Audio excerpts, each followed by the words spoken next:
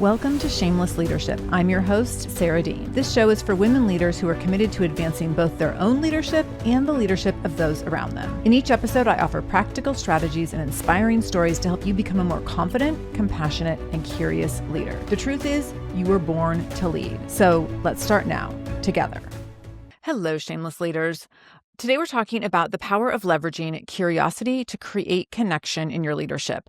And this whole episode is inspired by a situation I had with a coaching client recently that just left me feeling so lit up, because sometimes you have those moments where you give someone a tool and then they go and use it and they have this amazing result and you just think, oh, yes, this is why I do what I do. And so I think that many of you can probably relate to that feeling of feeling like lit up by your work and feeling like you can see the impact that your work has and the ripples that it creates. And that's just, it makes the hard days in work feel well worth it, right? When we can see that the work that we do has impact. So I recently led a training for a group of leaders, an executive leadership team. And in part of that training, we were talking about emotional intelligence, cultivating emotional intelligence. What are the components of that? What are the steps involved? And one of the things we were talking about as part of that was communication and how we can use curiosity in communication, how we can open up communication in different ways so that the people that we're in conversation with can feel seen and heard and held and valued. And when we are trying to go about our day-to-day life as leaders and we're just trying to get things done and check boxes, oftentimes some of the first things to go are open lines of communication. Sometimes when we are wanting to just get things done and check boxes, we can be really short in our communication. We can go into a situation and just, say like, these are the things that I need. And we can be really goal oriented, which can be helpful and is sometimes very necessary. But oftentimes it doesn't help us build bridges in our relationships. So in this training, we were talking about different ways to open up communication, and someone who was new in their role at the time took one of my suggestions back to their team that they were leading. And as they were starting to build relationships and be in conversation with folks in one-on-one environments, they decided to be really intentional and kind of counter to their natural inclination in terms of opening up conversation. So this person had previously told me, my style of leadership is I like systems and I like to get things done. And this person is someone who's like focused on getting people grounded in what the goals are, what are the action steps, like let's go, and being supportive for sure of other people in the environment, being supportive of their team, but not necessarily spending a lot of time on small talk or, sitting talking about relationships and building relationships and feelings and how are you doing today, more business oriented than that.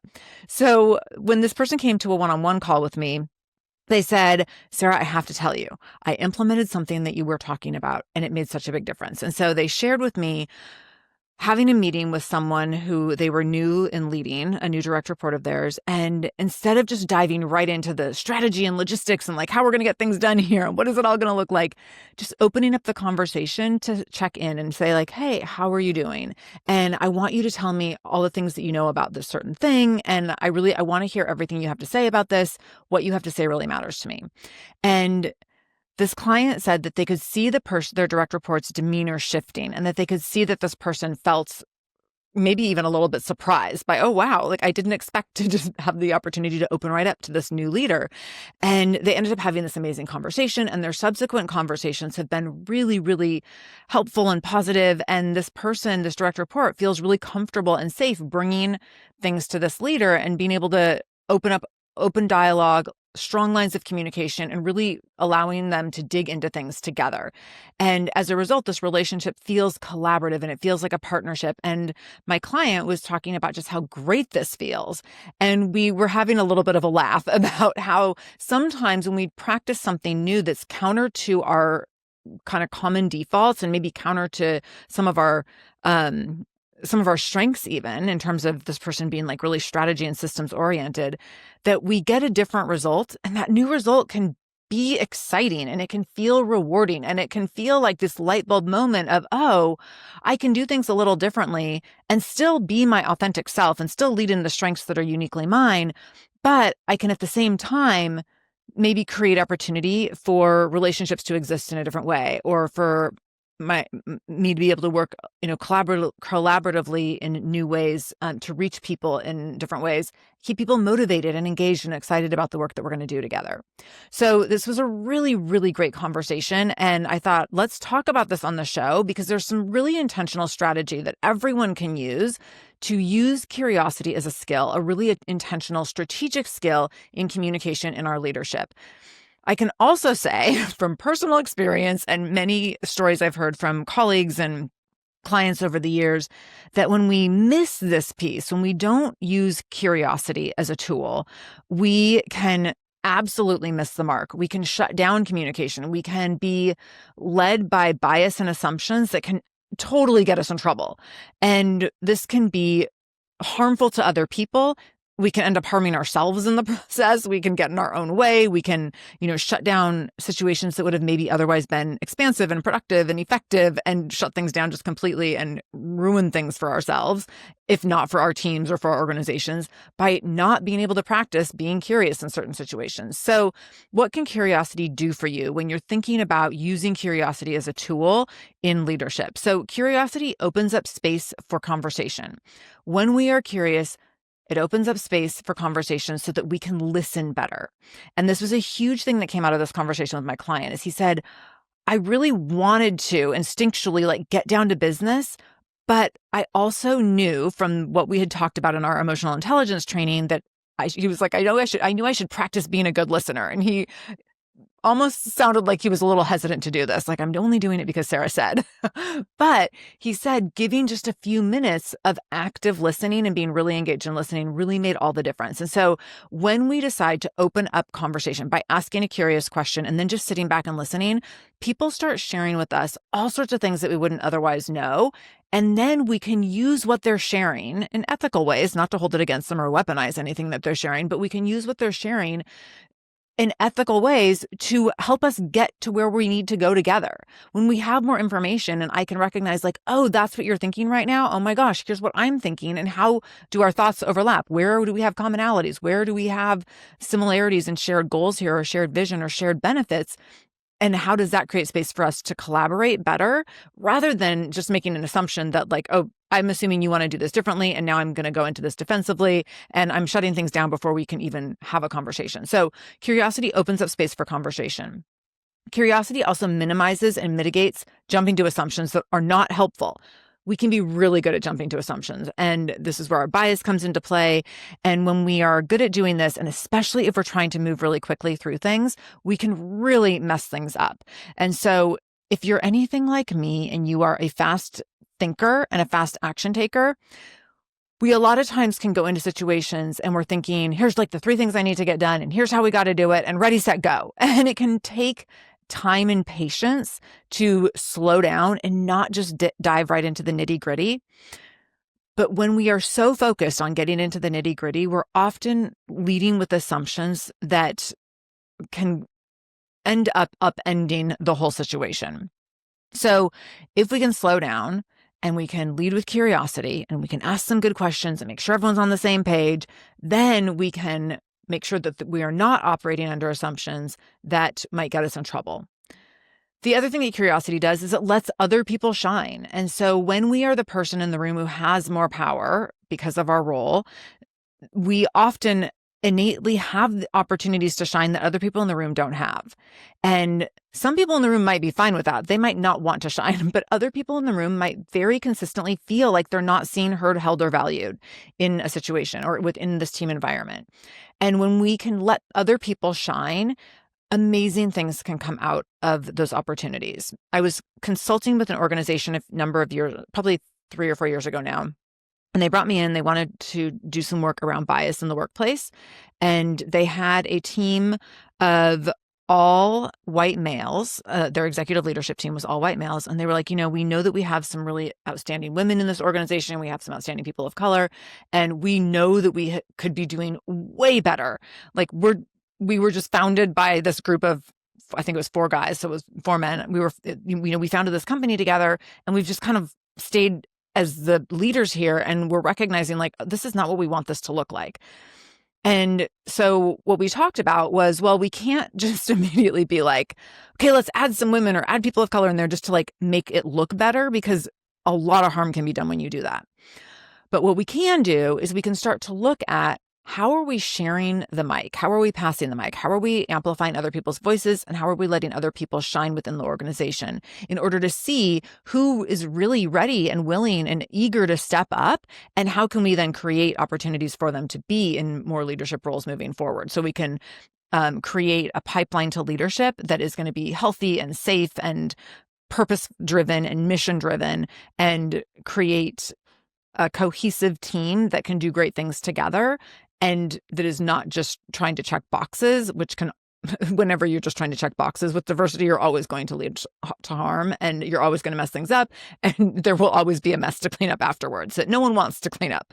So when we are giving other people this space, letting other people shine who maybe don't always get opportunities to shine, we allow them to feel seen. We allow them to feel heard. They feel valued. And when they have those opportunities, that helps them build confidence. It helps them demonstrate their abilities and their skills. It helps them talk about what they're great at. It helps them brag. We talked about in our last episode, like bragging matters, being able to let people share accomplishments, share their knowledge, share the things that they're great at. All of that really goes a long way in having an organization that is collaborative and where people are working together, where people feel like they can share their gifts and their talents in ways that everyone gets to benefit from. So when we are leading with curiosity, we open up conversations where other people get to shine, other people get to have the spotlight. And when they feel seen and heard, that is going to ultimately bring about better engagement, better motivation, better work, better outcomes all across the board, and lead to much better relationships, because we're building trust every time we create space for someone else to feel seen and heard, right? So the next thing curiosity leads to is building relationships instead of breaking them down. So in all these things I've already just described, we're building relationships. Every time we're demonstrating curiosity, we're building a relationship, taking it to the next level, making it known that it's not just about me, that I do want to know about you. I want to know what you have to say. I want to know your thoughts, your ideas, your opinions, which then demonstrates care. So curiosity demonstrates care. And when we demonstrate care, people are more invested. If they think that we care about what they're doing and what they think and what they have to say, they're going to be more invested. They're going to bring us their best work. They're also going to bring us their most creative ideas. They're going to bring us big questions that can often lead to incredible breakthroughs. And in all of this, curiosity is creating connection. Curiosity is always going to lead to creating more connection. The absence of curiosity is going to lead to a lack of connection. It's going to keep people siloed. It's going to keep people silent. It's going to keep people independent and disconnected, and it's going to undermine a lot of our goals.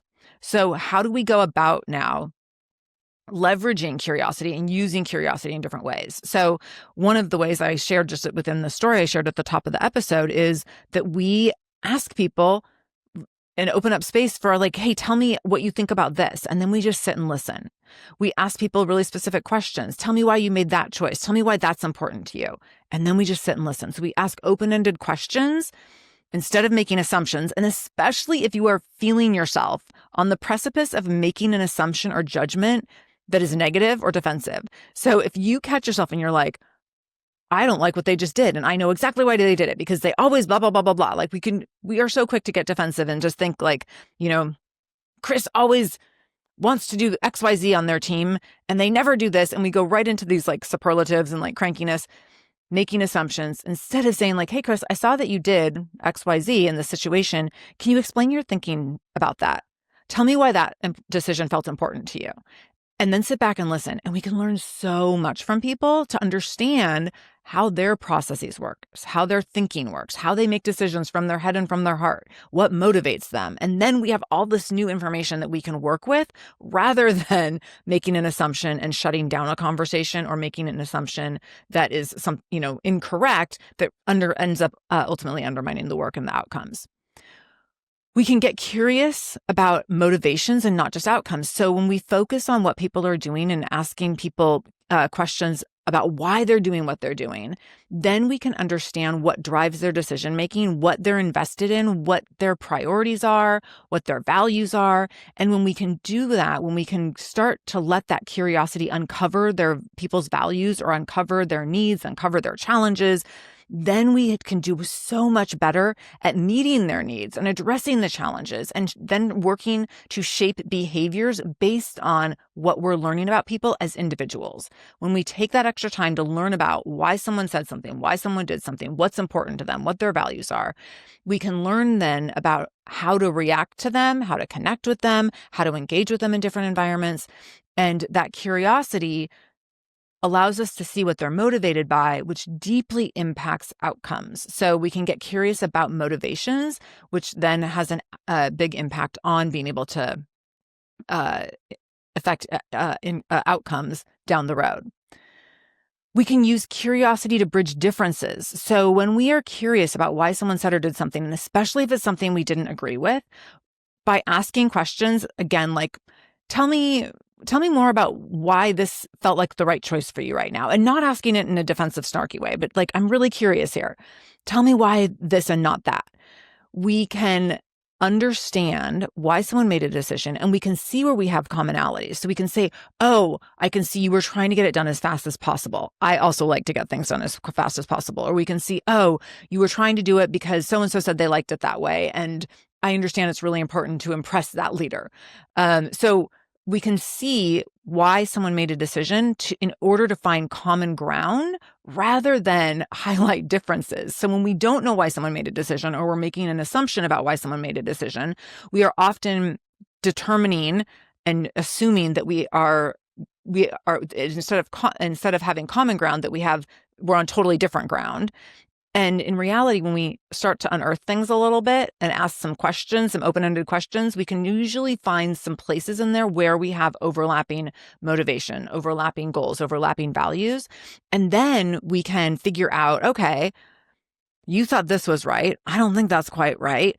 I'm curious if we can look at it this way. What do you think we could do differently? Like, where can we meet in the middle here? This is also key to inclusive leadership, is showing interest in experiences and ideas and opinions that are different than your own.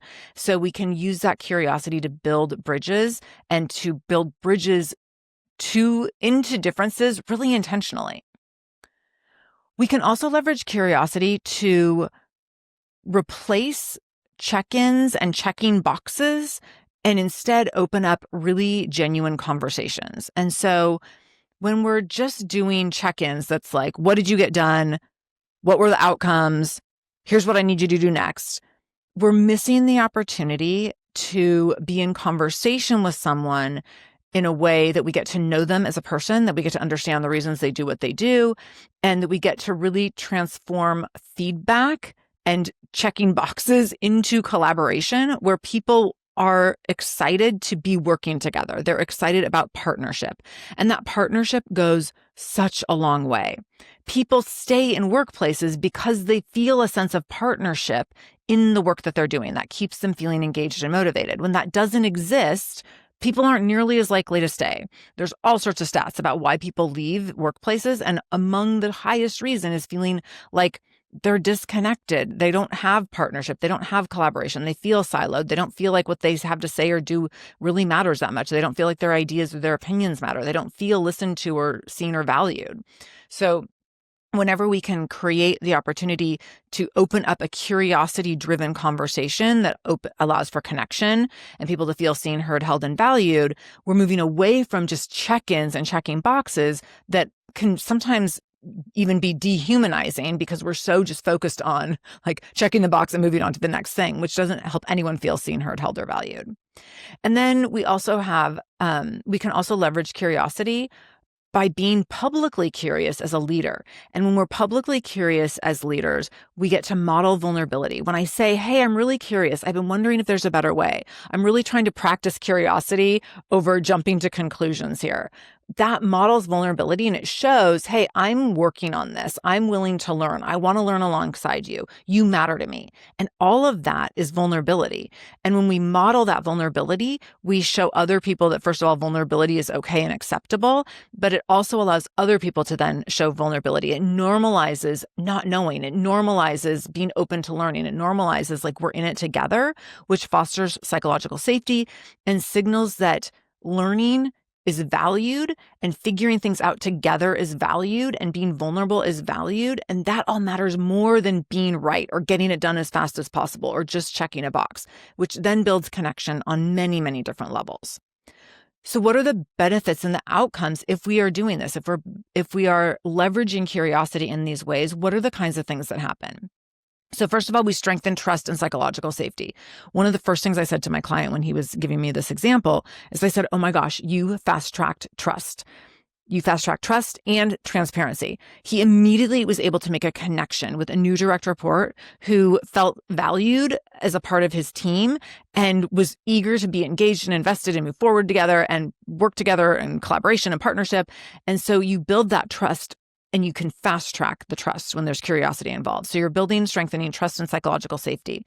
You're saying, I care about your perspective. And when people feel that you care, they are a lot more likely to show up for you. They're a lot more likely to be engaged in the process, be connected to the mission, the purpose, and they're a lot more likely to stay engaged for the long haul, even when things get sticky and hard. You can also expect better collaboration with fewer hiccups, fewer misunderstandings. Even in the face of hiccups and misunderstandings, when curiosity is present and that trust has been established, people understand that, oh, sometimes we're going to get it wrong, or sometimes it's going to be a little bit messy. But I know that it's okay if it's a little bit messy sometimes. I know we can go back and figure it out. I know we can ask questions together so that we can get back on the same page. So it creates this environment where collaboration looks like we don't have to have it all figured out, that we can be working together, and that sometimes things get a little sticky, messy, something goes wrong, and we reconvene, we figure it out, and then we go back to getting things done the way we need to get them done.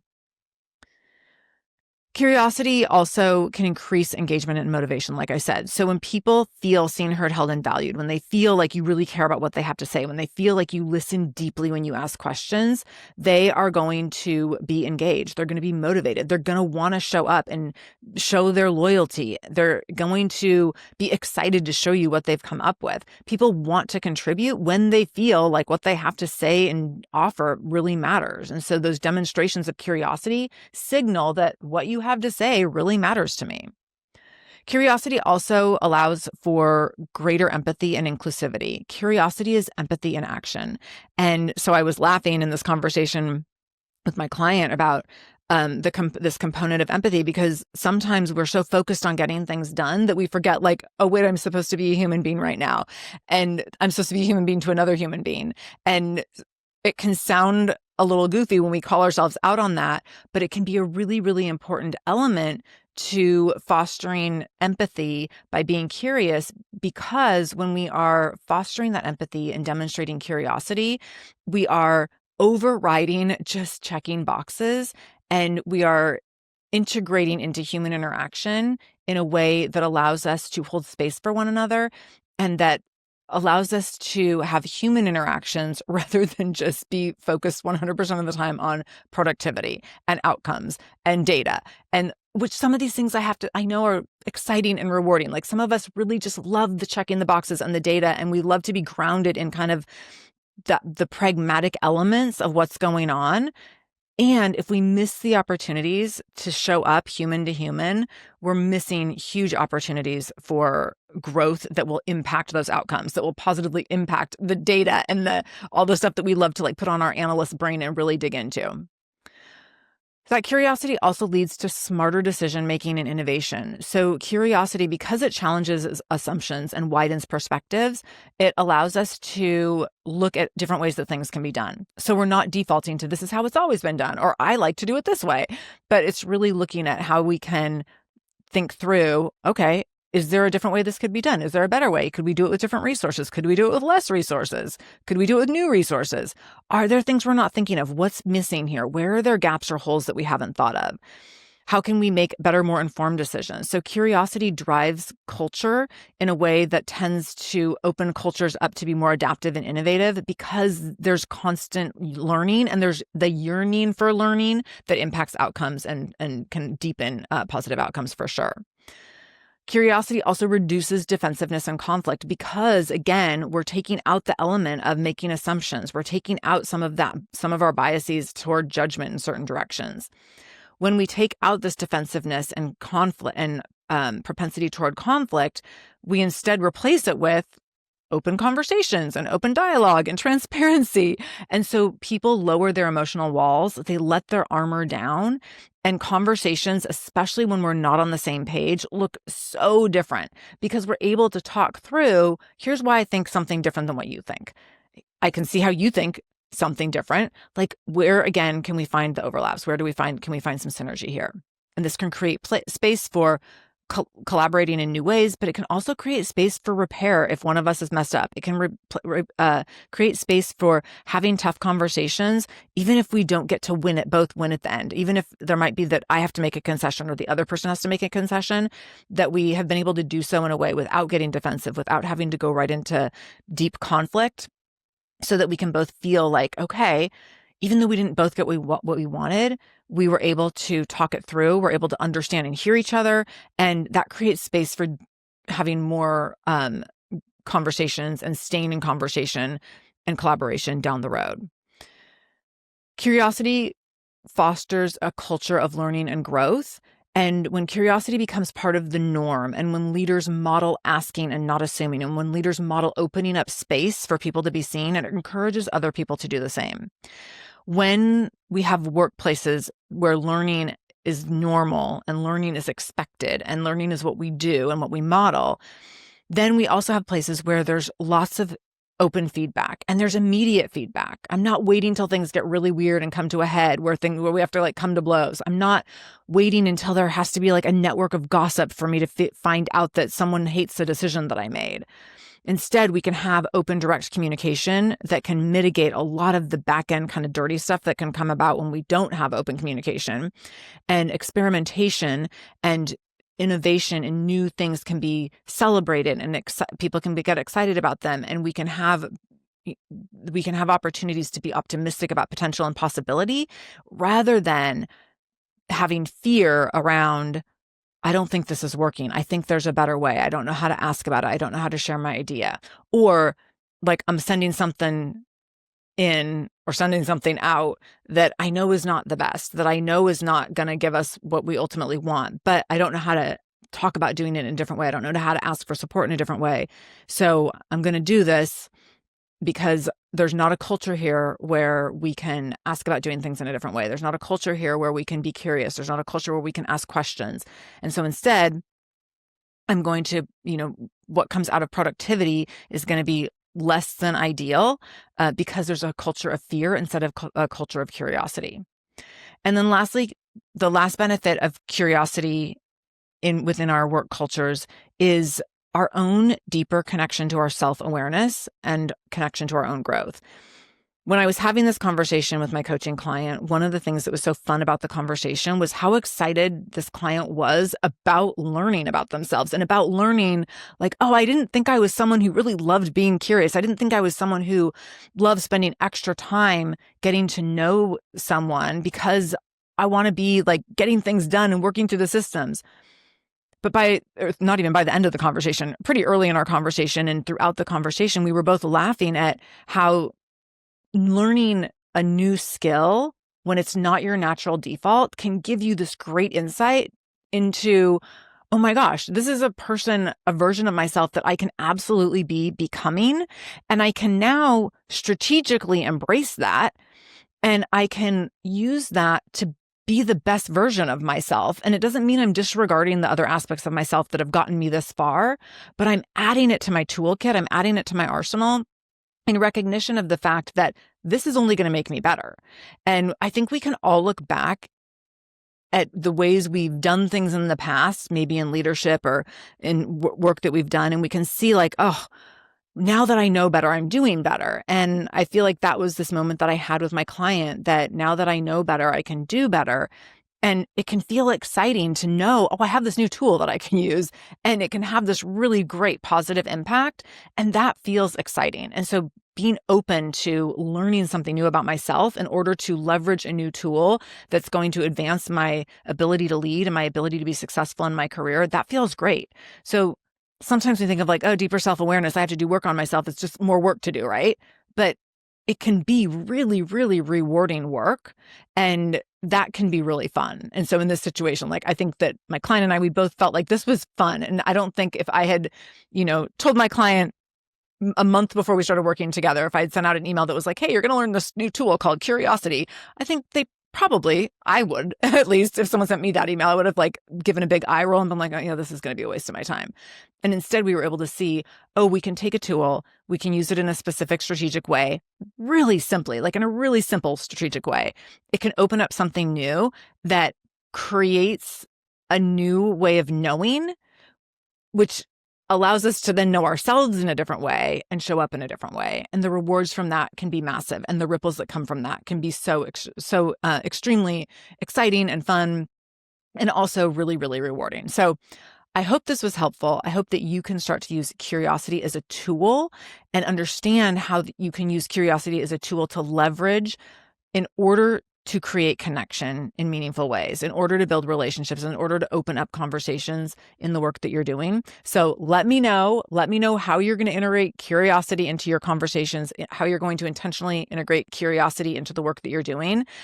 If you have a success story, I don't care how small it is. I love to hear your wins related to the podcast and related to what you learn here. So please don't ever hesitate to reach out to me. You can always shoot me an email at hello@saradean.com or shoot me a DM on LinkedIn and let me know how you learned from this episode, what you learned, what you put into practice, what the outcomes were. Thank you so much for being here. I can't wait to be with you back. I can't wait to be back with you next week. And until then, know that I am in this with you always. Thank you for allowing me to spend time in your ear today. If you liked this episode, be sure to subscribe to this channel. To learn more about my speaking, training, and coaching services, visit saradean.com. That's SARADEAN. I would also love for you to connect with me on LinkedIn at saradean.com/LinkedIn or on Instagram at saradeanspeaks. I love hearing from my listeners. Thank you for showing up for yourself today. I see you, I hear you, and I'm holding space for you today and every single day.